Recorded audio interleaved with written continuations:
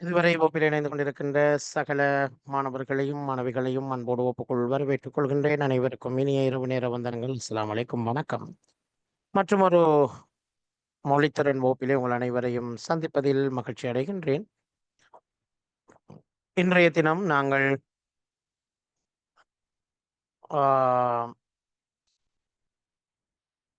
முக்கியமான சில பகுதிகளை இன்றும் மீட்டல் செய்ய இருக்கின்றோம். அந்த வகையிலே இன்றைய தினம் நாங்கள் பார்க்க இருக்கின்ற, நேற்று நாங்கள் பார்த்த விஷயங்கள் உங்களுக்கு தெரியும். இரட்டை கிளவி, இணைமொழி போன்ற விடயங்களை எல்லாம் நாங்கள் நேற்று பார்த்திருந்தோம். இன்றைய தினம் நாங்கள் பார்க்க இருக்கின்ற மிக முக்கியமான ஒரு விடயம்தான் இந்த இடுகுறி பெயர், காரண பெயர் தொடர்பான விடயங்களை, விளக்கங்களை உங்களோடு பகிர்ந்து கொள்ளலாம் நினைக்கிறேன். இன்ஷா அல்லாஹ். அதை பார்த்துட்டு அடுத்த டாபிக்குள்ள நாங்கள் போகலாம்.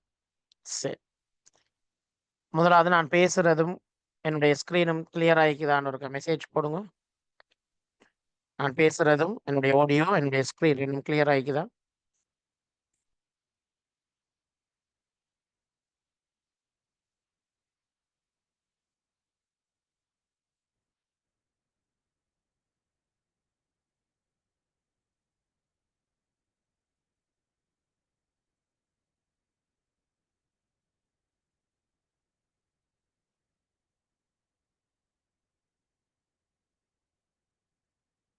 Right, okay, good. ஸோ இப்பொழுது நாங்கள் தலைப்புக்குள்ள வருவோம். முதலாவது நாங்கள் பார்க்க இருக்க ஒரு விஷயம் தான் இந்த சொற்கள் வகையில சொற்கள் பெயர்ச்சொல், வினைச்சொல், இடைச்சொல், உரிச்சொல் என்று 4 வகைப்படும். தமிழ்ல 4 வகையான சொற்கள் இருக்கிறது. பெயர்ச்சொல், நவுன், வினைச்சொல் இல்லையா, வேர்ப், அதே மாதிரி இடைச்சொல், இந்த ப்ரிப்போசிஷன்ஸ் அதெல்லாம் ஆங்கிலத்துல வர மாதிரி. ஆனால் ஸ்பெஷலா இங்கிலீஷ்ல எல்லாம் இல்லாத ஒரு விஷயம் மட்டும் தமிழ்ல இருக்குது, உரிச்சொல். உரிச்சொல்லை பத்தி கேள்விப்பட்டீங்களா? ஏதாவது ஒரு உரிச்சொல் உதாரணத்துக்கு சொல்லுங்க பார்க்கலாம். யாருக்கா தெரிஞ்சாக்கள் பார்ப்போம். யாருக்கு உரிச்சொல் தெரியும் தமிழ்ல?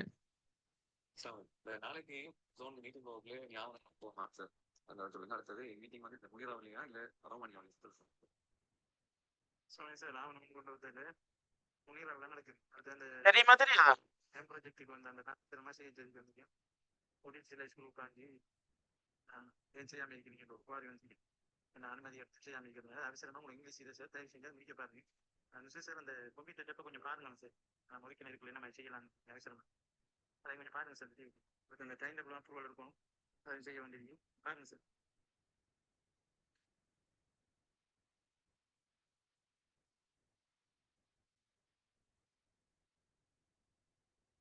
தெரியாதா? 2 பேர் சொல்லிக்கிறீங்க. யாரு? ஹஸ்னா தான் சொல்லிங்க. Very good. மற்றொருத்தருக்கு தெரியாது. ரைட். உரிச்சொல் என்று சொல்றது ஒரு விடயத்தை சிறப்பாக கூறுவதற்காக தமிழிலே பயன்படுத்தப்படுகின்ற ஸ்பெஷலான சொற்களைத்தான் உரிச்சொற்கள் என்று நாங்கள் சொல்கின்றோம். ஸோ அந்த வகையிலே சால, ஒரு, தவ, நனி, கடி, களி போன்ற சொற்கள் எல்லாம் தமிழிலே பயன்படுத்தப்படுகின்ற உரிச்சொற்கள் என்று நான் நினைக்கலாம். ஸோ இந்த உரிச்சொற்கள் பல இடங்களில் பயன்படுத்தப்படும். ஆலயம் தொழுவது சாலவும் நன்று என்று வருது இல்லையா? அந்த சாலவும் என்பது என்ன? உரிச்சொல். ஓடு மீன் ஓட ஒரு மீன் வரும் வரை காத்திருக்குமாம் கொக்கோ. இந்த ஒரு மீன் என்பது சிறந்த மீன், பெரிய மீன், நல்ல மீன் என்ற அர்த்தத்தை தரக்கூடிய இல்லையா? இப்ப சால, ஒரு, தவப்புதல்வன் என்று சொல்லுவோம். தவப்புதல்வன் என்றா என்ன? சிறந்த புதல்வன். சால, ஒரு, தவ, நனி, கடி, களி போன்ற பல சொற்கள் இருக்கின்றன. இவை உரிச்சொற்கள் என்று அழைக்கப்படும். நோட் பண்ணிக்கொள்ளுங்க நான் சொல்றது. ஸோ அந்த வகையில பெயர் சொற்களின் வகைகள், பெயர் சொற்கள் அதில் இயல்பை பொறுத்து 3ஆக பிரிக்கலாம். அதுல ஒன்று இடுகுறி பெயர், காரண பெயர், காரண இடுகுறி பெயர். நிறைய பேர் இதுல குழம்புறாங்க. காரண பெயரையும் இடுகுறி பெயரையும் காரண இடுகுறி பெயரையும் அதிகமான குழம்பிக் கொள்வாங்க. ஸோ இது குழம்ப வேண்டிய ஒரு அவசியம் ஒன்றும் இல்லை. இலகுவான ஒரு பகுதி தான் இது. அது சரியாக நீங்கள் விளங்கி கொண்டால் இது இலகுவாக இருக்கும் என்று நான் நினைக்கிறேன். சரி, ஆகவே நாங்கள் இந்த 3 பகுதியை தான் இப்ப பார்க்க போறோம். இடுகுறி பெயர், காரண பெயர், காரண இடுகுறி. முதலாவது இடுகுறி பெயர் என்ன? இடுகுறி என்பது ஒன்றை குறிப்பதற்காக இடப்பட்டது. அதுதான் விஷயம். அதிலே விளக்கம் இருக்கிறது. இடுகுறி என்பது இடு குறி என்பது ஒன்றை குறிப்பதற்காக இடப்பட்டது. அதுதான் இடுகுறி. ஏதாவது ஒன்றை சொல்லித்தான் இதை கூப்பிடணும். எனவே ஏதாவது ஒரு பேரை வெப்பமன்றதுக்காக வச்சால் அது இடுகுறி பெயர். இடுகுறி பெயராவது ஒரு காரணமும் பற்றாத பொருளை உணர்த்தி நிற்கும். மேசையை நாம் மேசை என்று அழைப்பதற்கு ஏதாவது காரணம் இருக்குதா? சொல்லுங்க பிள்ளைகள், இருக்குதா? மேசையே நாங்க மேசைன்னு சொல்றதுக்கு ஏதாவது காரணம் இருக்குதா? கதிரையை கதிரை என்று அழைப்பதற்கு காரணம் ஏதாவது இருக்குதா? எஸ்ஓனோ கொஞ்சம் கதைங்க எல்லாரும் மெசேஜ்ல. கதிரையை கதிரை என்று அழைப்பதற்கு ஏதாவது காரணம் இருக்குதா? இல்லை தானே. ஆனால் கதிரையை நாட்காலி என்று அழைப்பதற்கு ஒரு காரணம் இருக்கிறது. ஓமா இல்லையா? நாட்காலி என்று அழைப்பதற்கு காரணம் மிக்க இல்லையா? காரணமே 4 கால் இருப்பதால் தான் நாட்காலி. ஆனால் கதிரை என்று சொல்வதற்கு காரணம் கிடையாது. மிருகத்தை மிருகம் என்று சொல்வதற்கு எந்த காரணமும் கிடையாது. அது இடுகுறி பெயர். ஆனால் பறவையை பறவை என்று சொல்வதற்கு காரணம் இருக்கிறது. பறப்பதால் தான் அது பறவை. பறப்பதால் பறவை. ஆகவே இடுகுறி பெயர் என்பது எந்த காரணமும் இல்லாமல், எந்த விதமான ஒரு நோக்கமும் இல்லாமல்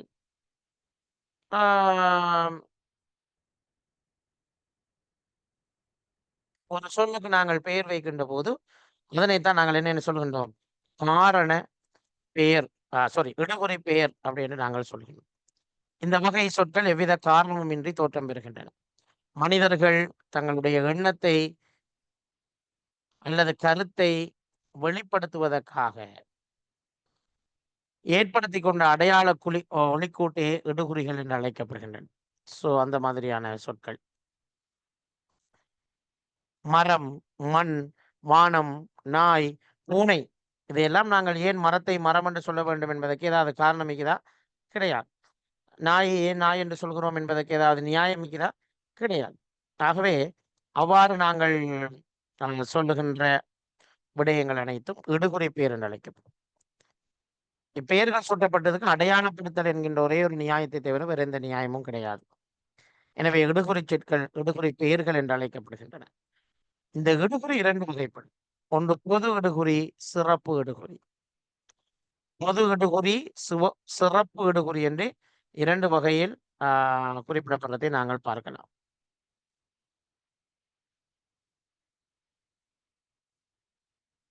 இடுகுறி பொது சொற்கள் என்று சொல்வது மரம், விலங்கு, நிலம், மலை என்பவை எல்லாம் இடுகுறி சொற்கள் தான். ஆனால் பொது மரம் என்றால் எத்தனை வகையான மரம் இருக்கிறது? நாகமரம், வாழை மரம், தென்னை மரம், பூமரம், இப்படி வருகின்ற போது அவை எல்லாம் சிறப்பு இடுகுறிகள். ஆனால் மரம் என்பது பொது இடுகுறி.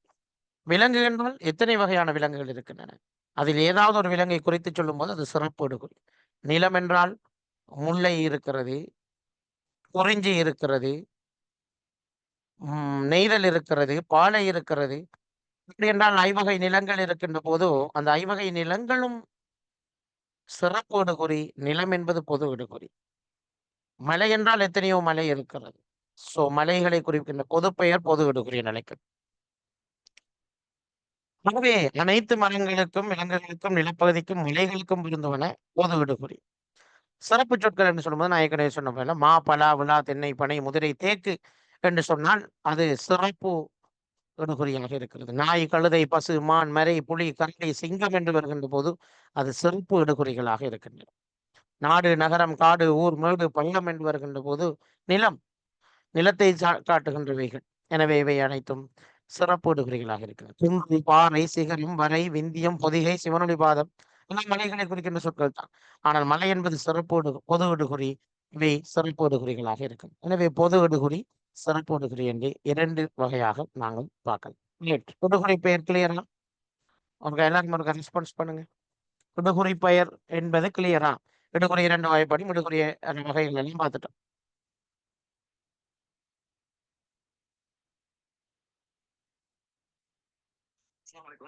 அன்பு நண்பர்களே, தொலைபேசியான நீங்க உங்களோட பேசி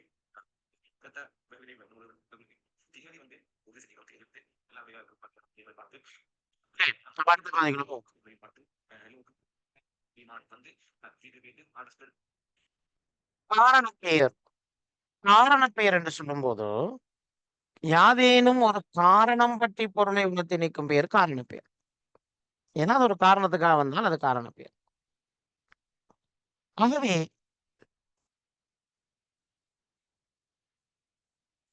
மைனா, குருவி, காகம் என்பவையெல்லாம் விடுகுறி பெயர்கள் என்று நாங்க பார்த்தோம். ஆனால் பறக்கும் இயல்பு கொண்டதால் அவை பறவை என்று பெயர் பெற்றன. எனவே பறவை என்பது காரணம் பெயர். பறத்தல் என்ற காரணத்தினால் பறவை என்ற பெயர் வழங்கப்படுவதை நாங்கள் பார்க்கலாம். பாம்பு, மரவட்டை, பள்ளி போன்றவை நிலத்தில் ஊர்ந்துவதன் காரணமாக ஊர்வன என காரண பெயரில் ஊர்ந்து செல்வதால் ஊர்வன. இவற்றுள் பாம்பு, பள்ளி என்பவை இடுகுறி பெயர்கள். மரங்களின் ஊர்ந்து திரிவதன் காரணமாக மரவட்டை என்பது காரண பெயர். மரத்தில் திரிகின்ற அட்டை என்பதால் மரவட்டை. ஆகவே அது காரண பெயர். ஆகவே இடுகுறி பெயருக்கும் காரண பெயருக்கும் இப்ப உங்களுக்கு வித்தியாசம் தெரிஞ்சிருக்கும். பறவை என்பது காரண பெயர், மரவட்டை என்பது காரண பெயர், ஊர்வன என்பது காரண பெயர். ஒரு காரணத்துக்காக தான் அந்த பெயர் சூட்டப்பட்டு இருக்கிறது. ஆகவே அதை காரண பெயர் என்று நாங்கள் அடையாளப்படுத்துகின்றோம்.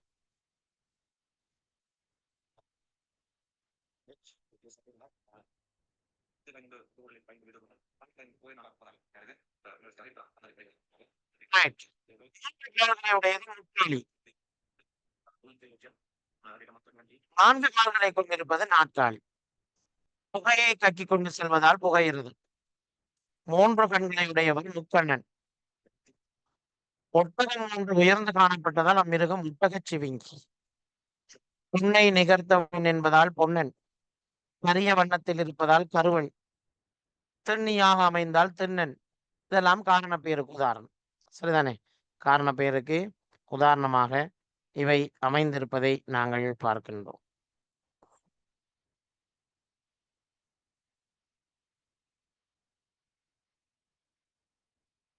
சரியா? இப்ப முக்காலி, நாற்காலி, புகையிரதம், முக்கண்ணன், ஒட்டகச்சிவிங்கி, பொன்னன், கருவன், திண்ணன் இதெல்லாம் காரண பெயர்கள். சரி. காரண பெயர்கள் கிளியர் சொல்றார்கள்.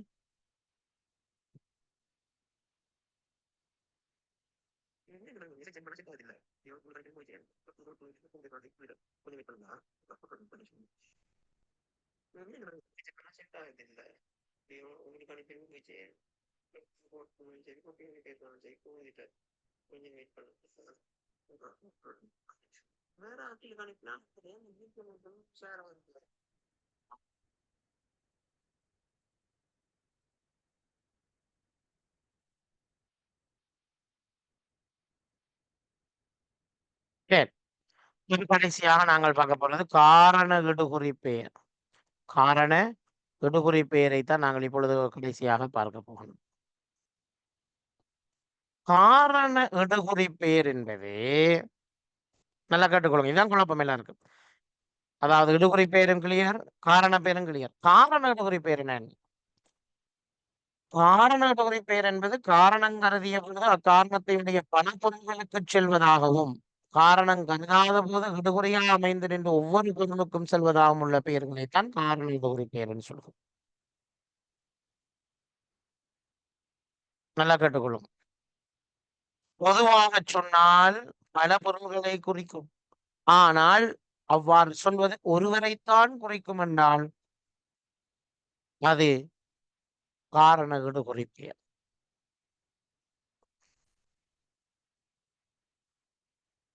ஃபார் அன் எக்ஸாம்பிள், உதாரணத்தோடு படித்தா உங்களுக்கு இன்னும் விளங்கும். நாவலர் என்ற சொல் நாவன்மை நிறைந்த யாருக்கும் சொல்லலாம். ஆனால் பொதுவாக தமிழிலே நாவலர் என்று சொல்வது ஆறுமுக நாவலரைத்தான் குறிக்கும். நாவலர் என்பது நாவன்மை கொண்ட யாரையும் குறிக்கும். ஆனால் நாவலர் என்ற பொதுப்பெயரை ஆறுமுக நாவலரை குறிக்க நாங்கள் இடுகுறியாக பயன்படுத்துவதால் அது காரண இடுகுறி பெயர் என்று அழைக்கும். விளங்கினா? அப்ப நாவலர் என்ற சொல் காரண இடுகுறி பெயருக்கு ஒரு உதாரணம். முள்ளி என்பது பொதுவாக முள் மரங்கள் அனைத்தையும் குறிக்கும். ஆனால் முள்ளி என்பது தனியான ஒரு தாவரத்தை குறிக்க பயன்படுத்துவதால் முள்ளித்தாவரம் என்று சொல்லி ஒரு தாவரம். ஆகவே அது காரண இடுகுறி பெயர். 3 கண்களை உடைய யாரும் முக்கண்ணன் தான். ஆனால் பொதுவாக முக்கண்ணன் என்பது சிவனை குறிப்பதற்குத்தான் இடுகுறியாக பயன்படுத்தப்படுகிறது என்பதை நாங்கள் பார்க்கிறோம். அவை இவ்வாறு காரண இடுகுறி பெயர். காரண பெயர் நாங்க பார்த்துட்டோம். காரண இடுகுறி பெயர் நாங்க பார்த்துட்டோம். இடுகுறி பெயரும் பார்த்துட்டோம். காரண பெயர், இடுகுறி பெயர், காரண இடுகுறி பெயர். ஆறுமுகம் என்ற பெயரை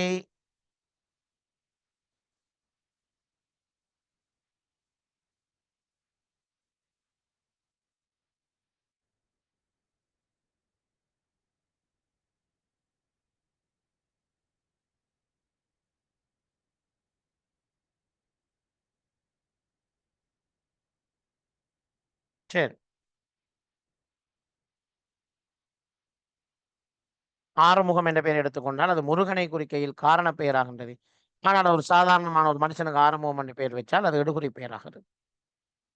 சரி, இவ்வளவுதான் காரண பெயர், காரண இடுகுறி பெயர், இடுகுறி பெயர் என்கிற விடயங்களை பற்றி நாங்க பார்த்த விஷயம். கிளியரா? இந்த தலைப்பு கிளியர் தான். அடுத்ததுக்கு போமே. அடுத்த டாபிக்குள்ள போவோம். 2 மினிட்ஸ் வெயிட் பண்ணுங்களா? அடுத்த தலைப்புக்குள்ள போவோம்.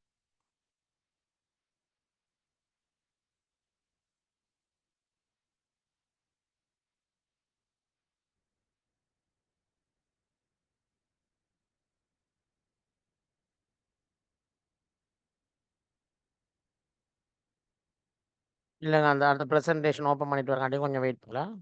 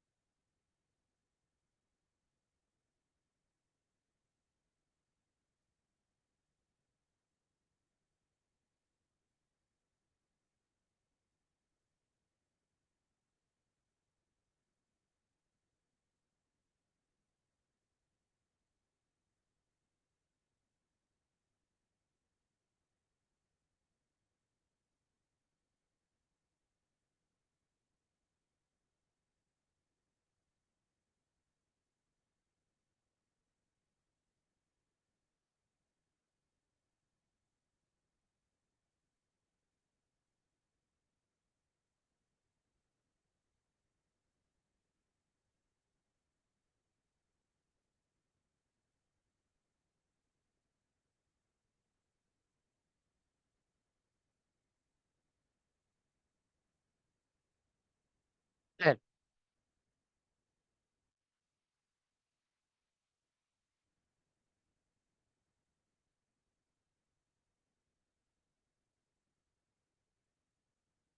ஆறுமுகம் என்னன்னு கேட்டுக்கிறீங்க ஹஸ்னா?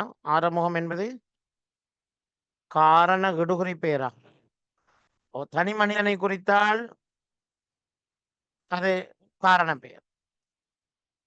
ஆனா ஆறுமுக நாவலரை குறிப்பதற்கு ஆறுமுகம் என்று நாங்கள் பயன்படுத்தினோம். அல்லது நாங்கள் ஏற்கனவே சொன்ன மாதிரி ஆஹ், ஒரு தனி கடவுளை குறிப்பதற்கு அதை பயன்படுத்துகின்ற போது அது மாறி வரும். சரி, ஓகே. இந்த ஸ்லைட்ல நாங்க பார்க்க போறது குற்றியலுகரம், முற்றியலுகரம், உடல்நிலை மெய்மயக்கம், வழக்கிலக்கணம், இயல்பு வழக்கு, தகுதி வழக்கு, இலக்கணமுடையது, இலக்கண போலி, மறு, இடக்கரடக்கல், மங்களம், குழு குறி. அவ்வளவு விடயங்களையும் தான் நாங்கள் இந்த தலைப்பிலே பார்க்க இருக்கின்றோம். ஸோ அதை பத்தி நாங்க பார்ப்போம்.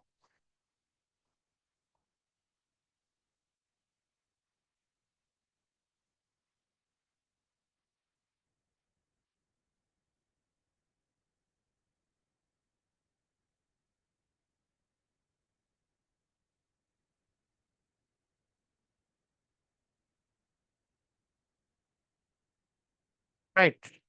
குற்றிய லுகரம் என்றால் என்ன? உகரம் என்று சொல்வது உ என்ற உச்சரிப்பு தான் உகரம். உகரம் என்பது பொதுவாக ஒரு மாத்திரை உடையது. உ என்பது ஒரு மாத்திரை. ஊ 2 மாத்திரை. ஸோ ஒரு மாத்திரை, இரு மாத்திரை என்று இருக்கிறது. அது உகரம் என்று சொல்லும்போது அது ஒரு மாத்திரைக்குரியதாகவே காணப்படுகிறது. சரியா? ஒரு மாத்திரைக்குரியதாக காணப்படுகிறது.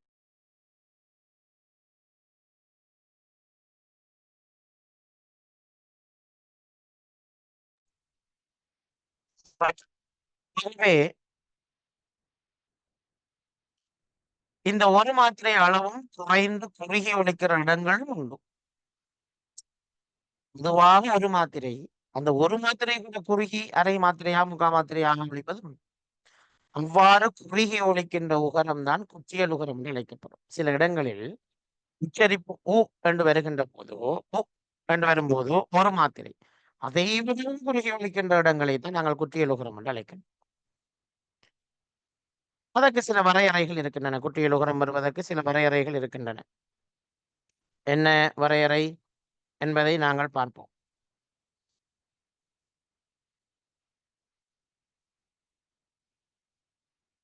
வல்லின மெய்களோடு சேர்ந்த உகரம் மட்டுமே குற்றியல் உகரமாக வருவதற்கு வாய்ப்பு உண்டு. வல்லின மெய்கள், அதாவது உங்களுக்கு தெரியும் கசட தபர கஞ்சன நமன எரள வளல என்று பல விடயங்கள் இருப்பதை நீங்கள் அறிந்திருக்கின்றீர்கள். அந்த வகையிலே வல்லினம் என்பது கசட தபர. இந்த 6 எழுத்துக்கள் கூசுடு துபுரு, குசுடு துபுரு ஆகிய 6 எழுத்துக்கள் தான் இந்த குற்றியல் உகரத்துக்குள் வரும். சரியோ? 6 எழுத்துக்கள் தான் வரும். இந்த 6ம் சொல்லின் கடைசி எழுத்தாக இருக்க வேண்டும். ஓகே, இந்த 6ம் சொல்லினுடைய கடைசி எழுத்தாக இருக்க வேண்டும். உதாரணமாக பாக்கு, பாக்கு என்று நாங்கள் உச்சரிக்க மாட்டோம். பாக்கு, பேசு, நாடு, காது, அம்பு, 6 என்று உச்சரிக்கின்ற போது இங்கு உகரம் குறைந்து ஒலிக்கின்ற நிலைமையை நாங்கள் சரியோ? ரைட்.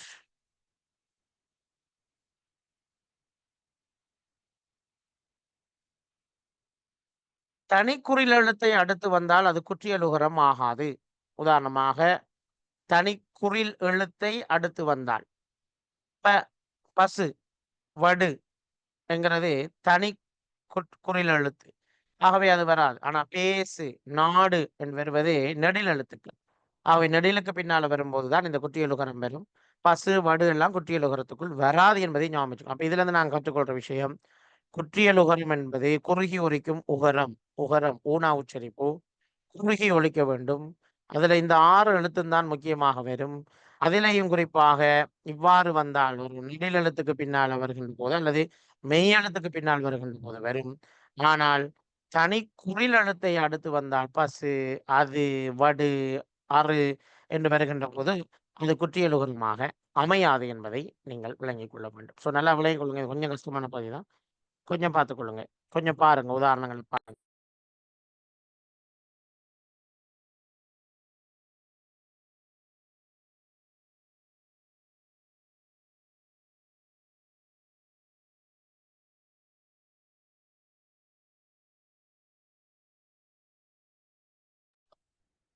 சரி.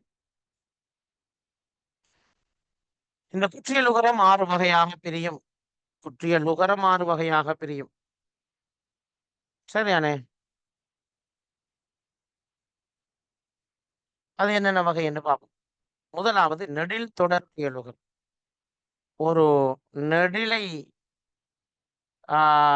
அடுத்து ஒரு உகரம் வருகின்ற போது அது குற்றியல் உகரம். அடுத்தது ஆயுத எழுத்தை தொடர்ந்து வருகின்ற போது ஆயுத தொடர் குற்றியல் உகரம். உயிர் எழுத்தை தொடர்ந்து வருகின்ற போது உயிர் தொடர் குற்றியல் உகரம். வன் தொடர் குற்றியல் உகரம் என்பது ஒரு வல்லின எழுத்தை அடுத்து வர வேண்டும். மென் தொடர் குற்றியல் உகரம், இடைத்தொடர் குற்றியல் உகரம். வல்லின அடுத்து, மெல்லின அடுத்து, இடை எழுத்து.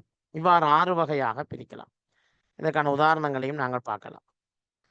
நெடில் தொடர் குற்றியலுகரம் என்று சொல்றது தனியாக உள்ள நடில் எழுத்தை தொடர்ந்து குசுடு துபுரு வந்தால் அது நடில் தொடர் குற்றியலுகரம். உதாரணம் நாங்க பார்த்ததுதான். பாகு, மூசு, சு அப்படிதான் சொல்லுவோம். முசு அப்படின்னு சொல்ல மாட்டோம். பாடு சொல்ல மாட்டோம். பாடு, காது, அந்த மிகவும் குறுகிய ஓசையில முடியும். ஆறு என்ன முடியும். அப்ப உதாரணம் கேட்டு வரும். எக்ஸாம்ல உதாரணம் கேட்டு வரலாம்.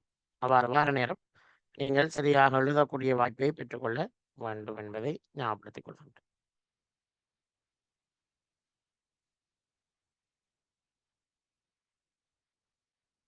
சரி, அடுத்தது ஆயுத தொடர் குற்றியலுகரம். எழுகு, அழுது, கவுசு இப்படியான சொற்கள்.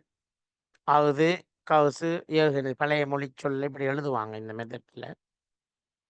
அவ்வாறு வந்தால் நாங்கள் இவ்வாறு செய்ய முடியும்.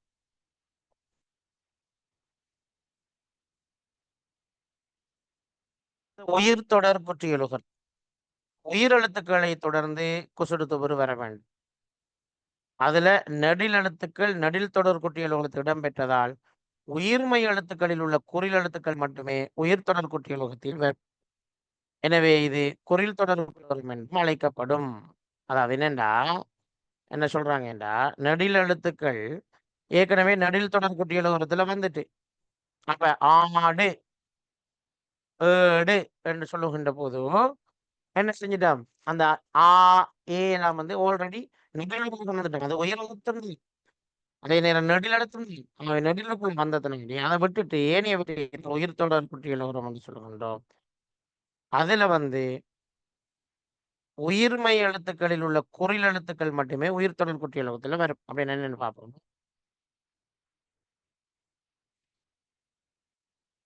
இரண்டுக்கு மேற்பட்ட எழுத்துக்கள் மட்டுமே வரும். உதாரணமா வரகு, தவிசு, முரடு, வயது, கிணறு. இதுல எங்க உயிரெழுத்து வந்திருக்கேன்னு நீங்க யோசிக்கலாம். உயிரெழுத்து இருக்குது எங்க? வரகு என்ற சொல்லிலே இந்த ராணா, இந்த ராணாவை எடுத்துக்கொள்ளுங்கள். இது வந்து இறுசக ஏதான் ராணா. எனவே அங்க ஒரு ஆணா இருக்குது. தவிசுல ஒரு ஈனா இருக்குது. முரடுல ஒரு ஆணா இருக்குது. வயதுல ஒரு ஆணா இருக்குது.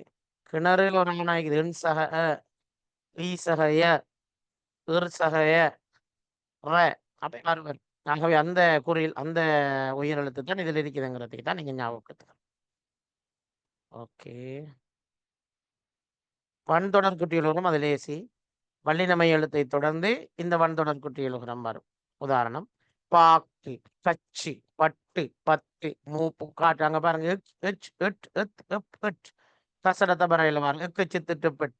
இந்த 6 எழுத்துக்களையும் தொடர்ந்து இந்த குசுடு துபுரு வருகின்ற போது அதனை நாங்கள் வன்தொடர் குற்றியலுகரம் சொல்கின்றோம். மென்தொடர் குற்றியலுகரம் என்று சொல்கின்ற போது மெல்லின மெய் எழுத்தை தொடர்ந்து குசுடு துபுரு வருகிறது. உதாரணம் சங்கு, பஞ்சு, நண்டு, பந்து.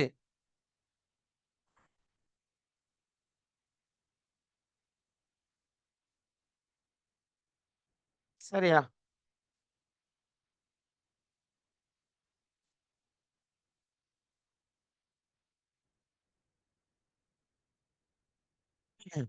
சங்கு, பஞ்சு, நண்டு, பந்து, பாம்பு, கல். இதுல குசுடு துபுரு வந்திருக்குது. ngஞன நமனையை தொடர்ந்து வந்திருக்கிறது. ngஞன நமனையில் வந்து குத்து வச்செழுத்து இங்கஞ்சின்னம்மன் அன்னை தொடர்ந்து வந்திருக்கிறது. ஆகவே இது மென்தொடர் குற்றியலுகரம் என்று அழைக்கப்படும். சரியா? ரைட். அடுத்த இடைத்தொடர் குற்றியலுகரம்.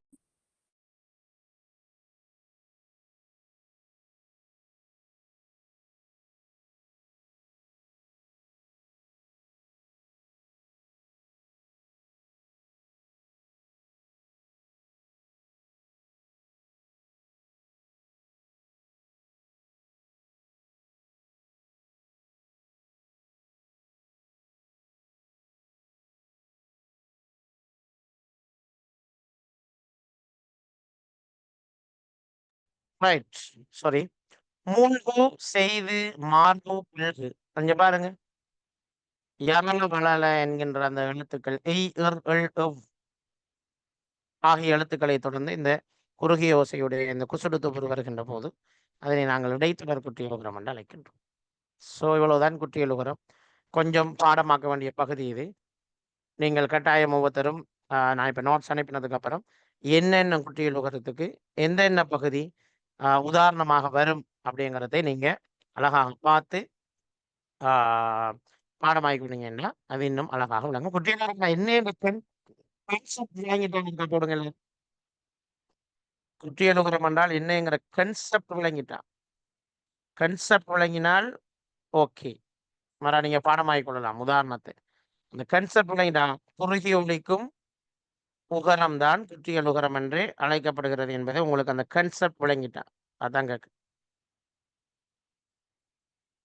சரியா? Right, good. விளங்கிட்டேனே.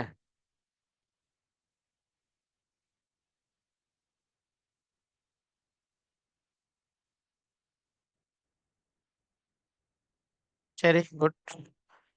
குற்றியலுகரத்துக்கு எதிரான அல்லது அதற்கு அடுத்த பகுதியில் இருக்கக்கூடிய ஒரு மற்றொரு விடயம் தான் முற்றியலுகரம். குற்றியலுகரம் இருப்பதைப் போலவே முற்றியலுகரமும் இருக்கிறது என்பதை நீங்கள் ஞாபகத்தில் வைத்துக் கொள்ள வேண்டும். அது என்ன முற்றியலுகரம் என்றால் என்று நாங்கள் பார்ப்போம். மேலே காட்டிய குசுறுதுபுர் ஆகிய எழுத்துக்கள் தனிக்குறிலை அடுத்து வந்தால் ஓசை குறைவதில்லை. நகு, பசு, தடு, எது, மறு என்று அது ஓங்கி ஒலிப்பதை நீங்கள் காணலாம். ஸோ அவ்வாறு ஒலிக்கின்ற போது அதனை நாங்கள் முற்றியலுகரம் என்று அழைக்கின்றோம். That's all. ஆகவே குசுறுதுபுர் ஆகிய வல்லினமையுடன் கூடிய உகர எழுத்துக்கள் வந்தாலும் முதல் எழுத்து குறில் எழுத்தாக இருப்பதால் இவை குற்றியலுகரம் அல்ல. அப்ப குற்றியலுகரத்துல இந்த சொற்களை நல்லா ஞாபகம் வச்சுக்கணும். இந்த சொற்களை தான் பெரும்பாலும் போடுவாங்க. இதுகளை போக்க நாம முடிவெடுக்கணும் என்ன, இவை குற்றியலுகரத்துக்குரிய சொற்கள் அல்ல என்பதை நீங்கள் மனதில் ஞாபகம் வைத்துக் கொண்டிருந்தாலே சிறப்பான முறையில் உங்களும் அந்த விடைகளை அளிக்க முடியுமாக இருக்கும். சரி,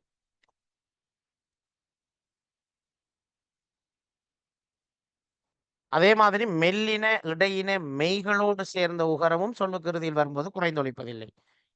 உதாரணமா அணு, தனு, உருமு, குழுமு, தும்மு, பழு என்று சொல்லும்போது அது நீண்டுதான் ஒலிக்கிறது. ஆகவே மெய் எழுத்துக்களோடு சேர்ந்து வருகின்ற இந்த சொற்களும் குறுகி ஒழிப்பதில்லை.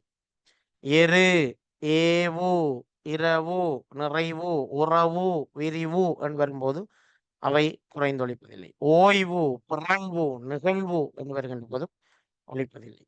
வலு, ஏழு, உழு, துள்ளு இப்படி போகும். எனவே குற்றியலுகரமாக அவை கருதப்படுவதில்லை என்பதை நாங்கள் பார்க்கின்றோம்.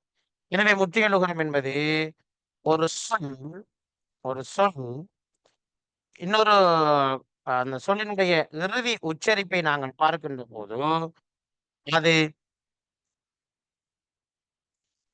குறுகி ஒலிக்காமல் இருந்தால் அதனை நாங்கள் குற்றியலுகரம் என்று அழைக்கின்றோம் என்பதை நீங்கள் ஞாபகத்தில் வைத்துக் கொள்ள வேண்டும்.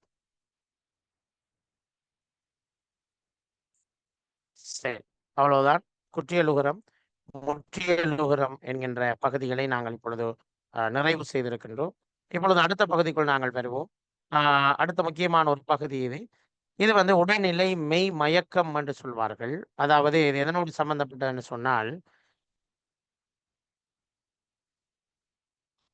ஒரு மெய் இன்னொரு மெய்யோடு இணைந்து வருகின்ற போது மயங்கி ஒலிக்கின்ற சில சந்தர்ப்பங்கள் இருக்கின்றன. அவ்வாறு மயங்கி ஒலிக்கக்கூடிய சந்தர்ப்பங்களைத்தான் நாங்கள் என்ன சொல்கின்றோம், மெய் மயக்கம் என்று சொல்கின்றோம். ஒரு மெய் மயங்கி ஒலிக்கின்ற சந்தர்ப்பங்களைத்தான் நாங்கள் மெய் மயக்கம் என்று சொல்கின்றோம். இவ்வாறு மெய் மயக்கம் ஏற்படக்கூடிய சந்தர்ப்பங்கள் என்ன அப்படிங்கிறதை தான் நாங்கள் இப்பொழுது பார்க்க இருக்கின்றோம். சொல்லாக்கத்தில் சொல்லுக்கிடையில் வரும் எழுத்துக்களை இடைநிலை எழுத்துக்கள் என்று, அதாவது ஒரு சொல்லை நாங்கள் பிரித்து எழுதுகின்ற போது பகுதி, விகுதி, இடைநிலை, சாரியை, சந்தி என்று பல பகுதிகளாக பிரித்து நோக்கலாம். பகுதி, விகுதி, இடைநிலை, சாரியை, சந்தி. இதிலே இடைநிலை என்பது நடுவிலே வருவது. இடைநிலை என்பது நடுவிலே வருவது. சரிதானே? பகுதி, விகுதி, இடைநிலை, சாரியை, சந்தி, விகாரம் என்பன பகுபத உறுப்புகள். ஒரு சொல்லை நாங்கள் பிரிக்க முடியுமாக இருந்தால் இவ்வாறு 5 முக்கியமான பகுதிகளாக நாங்கள் பிரிப்போம். அவ்வாறு பிரிக்கின்ற அந்த பகுதிகளுக்கு பேர் தான் என்னன்னு சொல்லுவோம், இந்த இடைநிலை என்று சொல்லுவோம். நடுவுல வாரதுதான் இடைநிலை. ஸோ அந்த வகையில் சொல்லின் இடையில் ஒரே மெய் இரட்டித்து அல்லது பிற மெய்களுடன் இணைந்து வருவதை இடைநிலை மெய்மயக்கம் என்று தமிழ் இலக்கண ஆசிரியர்கள் கூறுவார்கள். ஒரே மெய் இரட்டித்து வருவது, ஒரே சொல் டபுள் தரம் இடம்பெறும். அவ்வாறு இடம்பெறுகின்ற போது அங்கே ஒரு மெய் மயக்கம் ஏற்படும். அதனை நாங்கள் மெய் மயக்கம் என்று சொல்கின்றோம். சரியோ? நல்லா ஞாபகத்தில் வைத்துக் கொள்ள வேண்டும். மெய் மயக்கம் என்ற சொல் மிக முக்கியமான ஒரு சொல். அதனை நீங்கள் நினைவில் வைத்துக் கொள்ள வேண்டும். அது எப்ப வரும்? ஒரே சொல், ஒரே மெய் 2 தடவை வருகின்ற போது வரும். உடைநிலை மெய்மயக்கம் 2 வகைப்படும். ஒன்று உடல்நிலை மெய்மயக்கம், வேற்று நிலை மெய்மயக்கம். ஒரே எழுத்துல மயங்கும், வேறு எழுத்துக்கள்லையும் மயங்கும். ஒரே மெய் இரட்டித்து வருவதால் அதனை நாங்கள் உடல்நிலை மெய் மயக்கம் என்றும் சொல்கின்றோம். தமிழிலே இர், இல் ஆகிய 2 எழுத்துக்கள் தவிர்ந்த இர், இல் தவிர்ந்த 16 மெய்களும் டபுளா வரலாம். இர்ரும் இல்லும் டபுளா வராது. எள்ளும் ஒரு டபுளா வர ஒரு சொல்ல உங்களால் காட்டவே முடியாது. சரிதானே? ஆனால் ஏனைய 16 மெய் எழுத்துக்களும் டபுளாக வரக்கூடிய சந்தர்ப்பம் இருக்கிறது என்பதைத்தான் இங்கு நாம் சொல்ல வருகின்ற செய்தியாக இருக்கிறது என்பதை நாம் ஞாபகப்படுத்திக் கொள்கின்றோம். சரி, ரைட். உதாரணமாக இக் என்ற சொல்லை எடுப்போமே. அக்கா என்ற சொல்லை பிரித்தெழுதினால் அ சக இக் சக இக் சக ஆ. அந்த 2 இக்கு வந்து மறையுது இல்லையா? ரைட். இல்லை என்று சொல்லும்போது ஈ சக இல் சக இல் சக ஐ. ஆகவே அந்த எள்ளும் இள்ளும் ஒரே எழுத்துக்கள் 2 தடவைகள் அங்கே மயங்கி ஒலிப்பதை நீங்கள் அவதானிக்க முடியும் இல்லையா? ரைட். அப்ப இதனைத்தான் நாங்கள் என்ன சொல்கின்றோம்? மெய் மயக்கம் என்று சொல்கின்றோம். அதிலே உடல்நிலை மெய் மயக்கம் அதுக்கான உதாரணங்களை தான் இப்பொழுது நாங்கள் பார்வையிட்டுக் கொண்டு இருக்கின்றோம். சரி.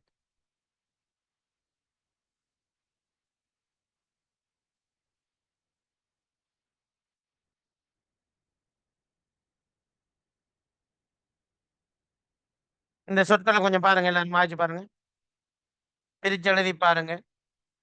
ஒரே எழுத்து டபுள் தரம் வருவதை நீங்கள் அவதானிக்கலாம். இங்க போட்டிருக்கிற எல்லா சொற்களையும் நீங்கள் அவதானித்து பார்த்தால் அங்கு ஒரு உடல்நிலை மெய் மயக்கம் ஏற்பட்டிருப்பதை நீங்கள் அவதானிக்கக்கூடியதாக இருக்கும். சரியோ?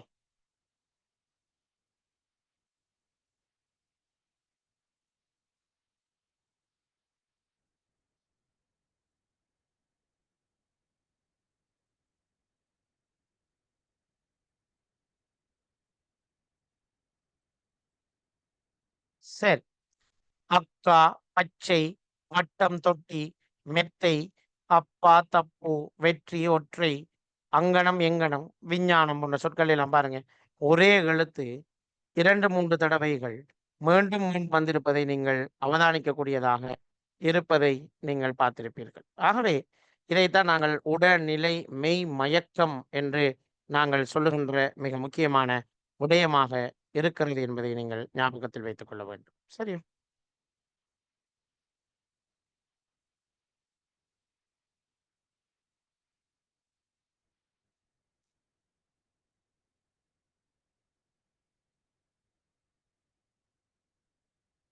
இந்த மாரி உதாரணம் பாருங்க. தண்ணீர், வெந்நீர், செந்நறி, அந்நியன், அம்மா, தும்மல், மன்னன், அன்னை, வெயில், இல்லை, செல்லம், செவ்வாய், பள்ளம் இது எல்லாத்துலயுமே 2 தடவைகள் ஒரே எழுத்து மீண்டும் மீண்டும் வந்திருப்பதை நீங்கள் அவதானிக்கலாம். வேற்றுநிலை மெய்மயக்கம் என்றால் என்ன? இது சொல்லாக்கத்தில் சொல்லின் நடுவே இடையிலே வெவ்வேறு மெய்கள் இணைந்து வருவது வேற்றுநிலை மெய்மயக்கம். இப்ப நாங்க பார்த்தது ஒரே சொல்லிலே மயங்கி வந்த எழுத்துக்களை நாங்கள் பார்த்தோம். இன்னும் ஒரு பகுதி இருக்கிறது. இன்னும் ஒரு சொல்லிலே இணைந்து வரக்கூடிய மெய்மயக்கம் இருப்பதையும் நாங்கள் பார்க்கின்றோம். ஸோ அதைத்தான் நாங்கள் இப்பொழுது பார்க்க இருக்கின்றோம். இச், இச், இத், இப் தவிர்ந்த 14 மெய்களும் சொல்லின் இடையில் குறிப்பிட்ட சில மெய்களுடன் இணைந்து வரும். இந்த கசட தபரையில் வரக்கூடிய கசதப, இக்கு, சித்து இந்த 4 எழுத்துக்களையும் தவிர ஏனைய 14 மெய்களும் இன்னும் ஒரு சொல்லோடு இணைந்து இன்னும் ஒரு எழுத்தோடு இணைந்து மயங்கி வரும். உதாரணத்துக்கு பார்த்தோம்னா இன்னும் விளங்கும். இங்க பாருங்க, டகரம், மகரம், தானாவும் ராணாவும் இக்குச்சிப் ஆகியவற்றுடன் மயங்கும். உதாரணம் பாருங்க, வட்கம் என்று சொல்லும் போது இந்த இக்கண்ணாட உச்சரிப்பு இல்லாம போகுது பாருங்க. இக்கும் இருக்குது, ஆனா இக்க நாம உச்சரிக்கிறீங்க வெட்கம் என்று சொல்றலே, வெட்கம் அங்க மறையுது, மயங்குது. காட்சி என்றுதான் நாங்க சொல்கிறோம். காட்சி என்று சொல்றல, இச்சன்னா உச்சரிப்பு நாங்க போடுறது இல்லை. காட்சி என்றுதான் நாங்கள் சொல்கிறோமே தவிர காட்சி என்று நாங்கள் சொல்வதில்லை. ஆகவே அங்கும் மயக்கம் ஏற்படுவதை நீங்கள் பார்க்கலாம். நுட்பம் என்று நான் சொல்கிறோமே தவிர நுட்பம் என்று நாங்கள் சொல்வதில்லை. அதே மாதிரி சொற்கள், பயிற்சி போன்ற விடயங்களை எல்லாம் நாங்கள் இப்படி பார்க்கின்ற போது இவையெல்லாம் அவர் ஒவ்வொன்று ஒன்றாக மயங்கி போவதை நீங்கள் பார்க்கலாம். கற்பு, கற்பு, ரைட். நாளைக்கு நாங்க சுருக்கம் எழுதுறதுக்கு பார்ப்போமா? நாளைய கிளாஸ்ல வந்து நாங்க இன்னைக்கு இந்த இலக்கண பகுதியை பார்க்குற மாதிரி, நாளைக்கு இடையில தொடர்ந்து இலக்கணம் பார்த்தாலும் கொஞ்சம் போரிங்கா இருக்கிற மாதிரி இருக்கும். ஸோ நாளைக்கு நாங்க என்ன செய்வோம்னு சொன்னா, சுருக்கம் எழுதுதல் எப்படி என்கின்ற அந்த பகுதியை கொஞ்சம் மீட்டல் செய்வோமா? சரி.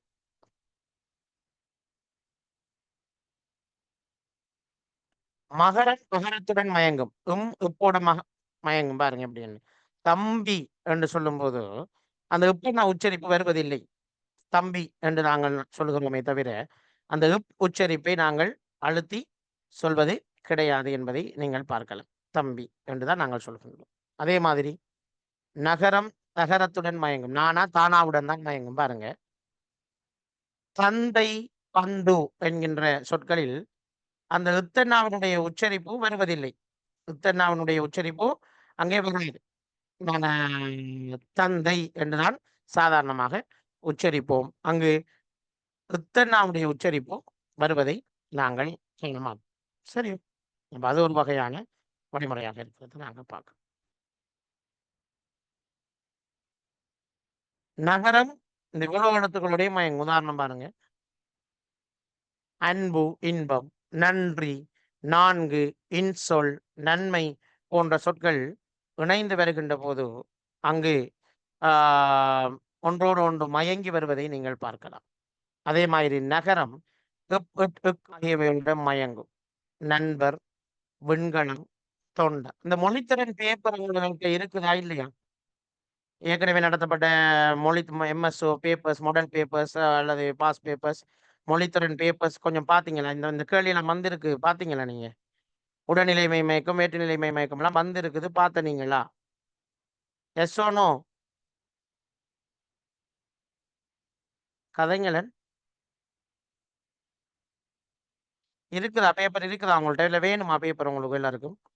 ஏன்னா பேப்பர் பார்த்தா தான் இப்ப நாம படிச்ச வேலை இல்லையே. படிச்சு அந்த பயிற்சி எடுக்கணுமே. பயிற்சி தானே முக்கியம். இப்ப படிச்ச அவ்வளோத்தையும் நீங்க பேப்பர்ல பயிற்சி செய்யணும். அப்பதானே இந்த எது உடைநிலை மயக்கம், எது வேற்றுநிலை மயக்கம் எப்படி கேள்வி வருது என்ற மெத்தட் விளங்கினா தான் நாங்க அந்த கேள்விக்கு இலகுவாக பதில் அளிச்சு கொண்டு போகலாம்.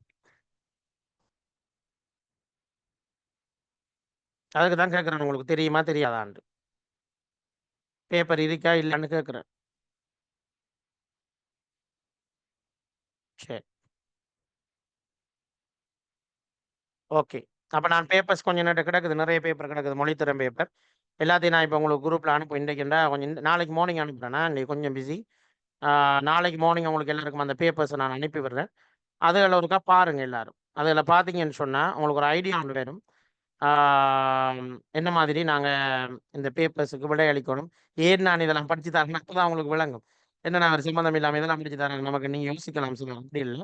இந்த உடல்நிலை மெய்மயக்கம், வேற்றுநிலை மெய்மயக்கம் இதெல்லாம் மிக முக்கியமான தலைப்புகள். இதெல்லாம் வெறும் எக்ஸாமுக்குங்கிறதால தான் நான் உங்களுக்கு சொல்லி தந்து கொண்டு இருக்கிறேன் என்பதையும் ஞாபகப்படுத்திக் கொண்டு சரி.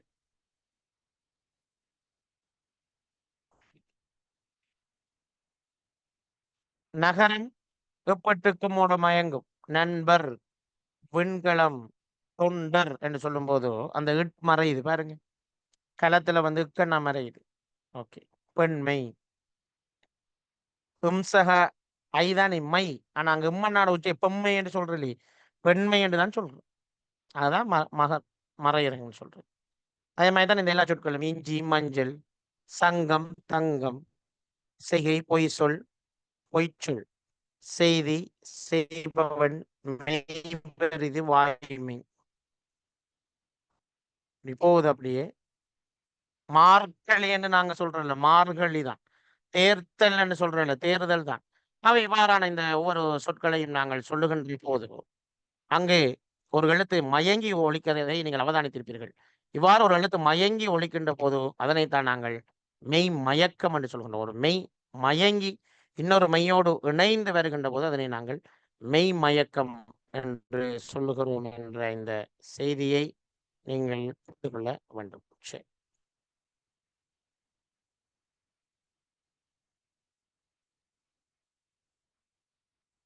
அது அப்படியே போகுதா? நீங்க சும்மா வாசிச்சு பார்த்தீங்கன்னா சரி. ஒவ்வொரு எழுத்துக்களும் உதாரணம் போட்டிக்குது. அதை ஒண்ண விளங்கப்படுத்த தேவையில்லை. சும்மா நேரத்தை போக்காட்ட தேவையில்லை. ரைட். அடுத்து நாங்க வழக்கு என்ற பகுதிக்குள் வருவோம். என்ன வழக்கு என்றால், கோர்ட்ஸ்ல நடக்கிற வழக்கு அது வேற. அதல்ல இங்க சொல்ற வழக்கு. இங்க சொல்லப்படுகின்ற வழக்கு என்பது மொழி வழக்கு, இலக்கண வழக்கு என்று நாங்கள் சொல்லுகின்ற பகுதி தான் இங்கு சொல்லப்படுகின்ற பகுதி. சரியோ? மொழி வழக்கு அல்லது இலக்கண வழக்கு என்று நாங்கள் சொல்லுகின்ற பகுதி. ஸோ இது ஒரு இன்ட்ரெஸ்டான பகுதி. இதை நாங்கள் பார்ப்போம். இது ஒரு இன்ட்ரெஸ்டான பகுதி. இப்போ நாங்கள் பார்த்த மெய்மயக்கம் மாதிரியான ஒரு பகுதி அல்ல. இது ஒரு சுவாரஸ்யமான ஒரு பகுதி என்பதை தான் நான் உங்களுக்கு ஞாபகப்படுத்த போறேன்.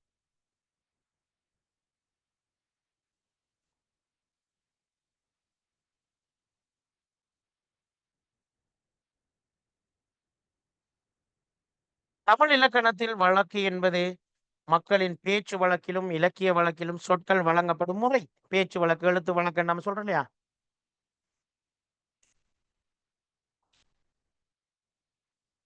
அப்ப அதைத்தான் நாங்கள் வழக்குன்னு சொல்லுகின்றோம். ஸோ நம்ம முன்னோர்கள் ஒரு சொல்லை எந்த மொழியில் எப்படி சொன்னார்களோ அதைத்தான் நாங்கள் வழக்கு என்று சொல்கின்றோம். வழக்கு என்பது மரபு, பழக்கம். வழக்கு என்பது மரபு அல்லது பழக்கம் என்ற அர்த்தத்திலும் பயன்படுத்தப்படுகிறது.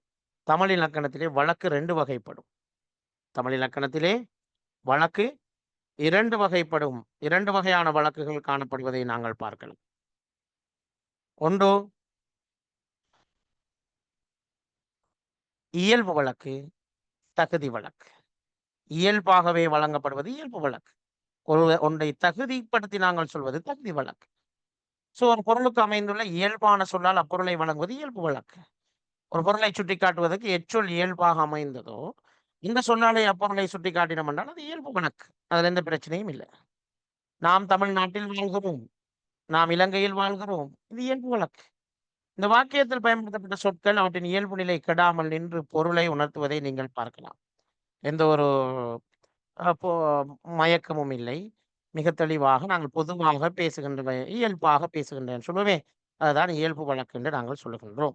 ஸோ இயல்பு வழக்கை நாங்கள் பார்த்துட்டோம். சரியா? இந்த இயல்பு வழக்கு 3 வகைப்படும். இலக்கணமுடையது, இலக்கண போலி, மறு. இலக்கணமுடையது, இலக்கண போலி, மறு. ரைட். என்ன? இலக்கண நெறிப்படி முறையாக வரும் வழக்கு இலக்கணமுடையது என்று சொல்லுவோம். இலக்கணத்தில் பேசுவது, இலக்கண பிரச்சனை எதுவும் இல்லாமல் இலக்கணத்தின் அடிப்படையில் நாங்கள் ஒரு விடயத்தை பேசினோம் என்றால் அது இலக்கணம் உடையது என்று அழைக்கப்படும். அவ்வாறு இலக்கணம் உடையது என்ற ஒரு பொருள் வருகின்ற போது அதுக்கு உதாரணமாக நிலம், நீர், தீ, வழி, வெளி, மண், மலை, காடு, நாடு என்று சொன்னார். இலக்கணம். குயில் கூவுகிறது, மழை பெய்தது ஆகிய தொடர்கள் பயன்படுத்தப்பட்ட சொற்கள் இயல்பாகவும் இலக்கண விதிமுறைகளுக்கு ஏற்பவும் அனைவருக்கும் புரிய முடியாமல் அப்ப இலக்கணம் உடையது. குயில் கூவுகின்றன என்று சொல்ல முடியுமா? முடியாது. மழை பெய்கின்றான் என்று சொல்ல முடியுமா? சொல்ல முடியாது. அப்படி சொன்னால் அது இலக்கணத்தை தகுதியை இழந்து சொல்லுகின்ற ஒரு சொல்லாக மாறிவிடும். ஆகவே இலக்கணம் உடையது, இலக்கணம், இலக்கண பகுதிகள், இலக்கணத்தை கவனித்து நாங்கள் பேசுகின்ற போது அது இலக்கணம் உடையது என்று அழைக்கப்படுகிறது. ரைட். இலக்கணம் இல்லாததாயினும் இலக்கணம் உடையதை போல சார்ந்தோர்களால் தொன்று தொட்டு வழங்கப்படுவது இலக்கண போலி. அது உண்மையிலே இலக்கணம் இல்லை. இலக்கண மிஸ்டேக்ஸ் இருக்கு, கிராமர் மிஸ்டேக் இருக்கும். ஆனால் நாங்கள் அதனை மொழியிலே ஏற்றுக்கொள்வோம். இது சரிதான் அப்படின்னு சொல்லி ஏற்றுக்கொள்வோம். அவ்வாறு ஏற்றுக்கொண்டோம்டா அதனைத்தான் நாங்கள் இலக்கண போலி என்று நாங்கள் சொல்கின்றோம். இலக்கண போலி. அது என்ன இலக்கண போலி என்று பார்ப்போம்.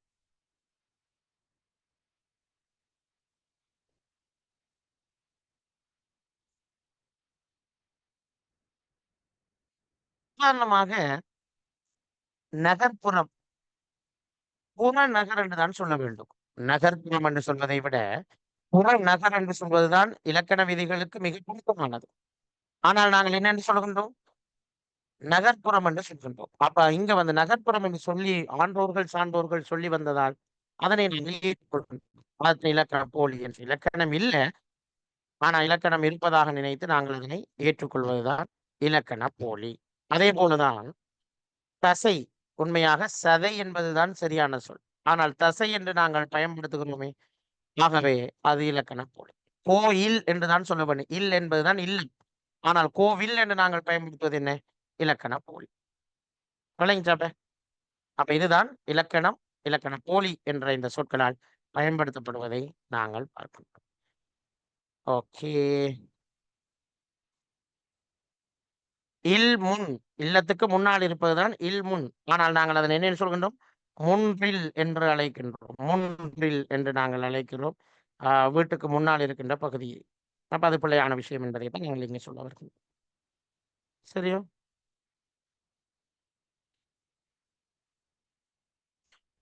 நிறைய உதாரணம் மிக்கபடி. வாய் வாய்கள்.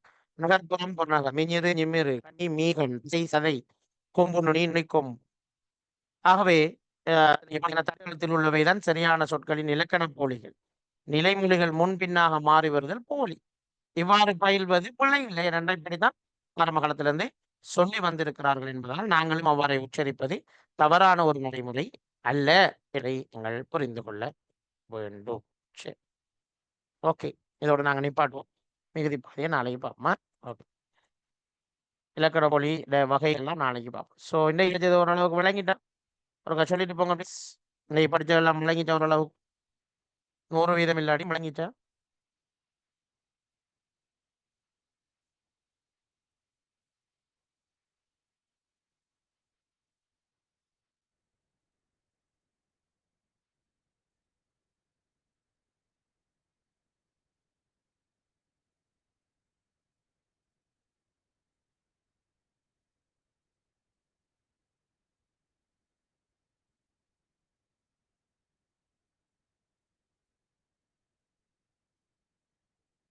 Okay, thank you very much.